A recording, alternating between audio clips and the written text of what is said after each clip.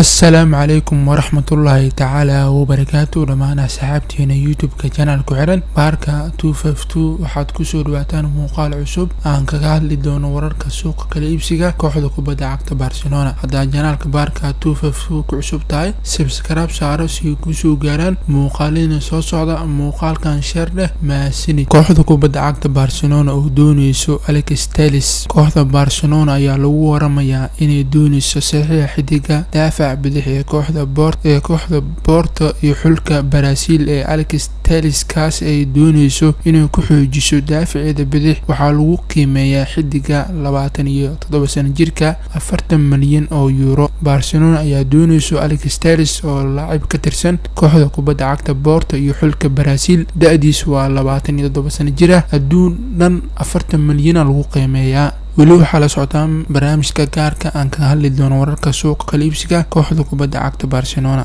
markaan waxaan soo qaadan doonaa warbixin 5 kooxood oo Anthony Griezmann ku biiri kara kadib markii ay Barcelona suuqa dhigtay.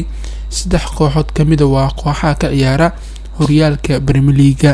kooxda Barcelona ayaa lagu soo waramayaa inay diyaar u tahay inay iska iibiso xidiga Anthony Griezmann inkastoo 120 milyan euro ka soo bixisay xidiga reer Faransa suuqii xagaagii hore. kooxda Barcelona ayaa diyaar ah inay hoos u dhigto qiimaha ay ku iibinayso xidiga reer Faransa Anthony Griezmann xilli ay jirin kooxo badan oo diyaar ah inay la soo saxiixdaan xidiga. Barcelona ayaa doonayso lacag ku dhaqaaqdo saxiixa xidiga Neymar iyo Lautaro Martinez kuwaas ay doonayaan inay ku xijiyaan weerarka kooxda xilli ciyaareedka dambe. wargeyska The Sun ayaa soo saaray warbixin oo ku sheegaya 5 kooxood oo midkood ku biiri doono Anthony Griezmann haddii uu iskaga tago kooxda Barcelona: Man United, Chelsea, Arsenal, Everton, Inter Milan.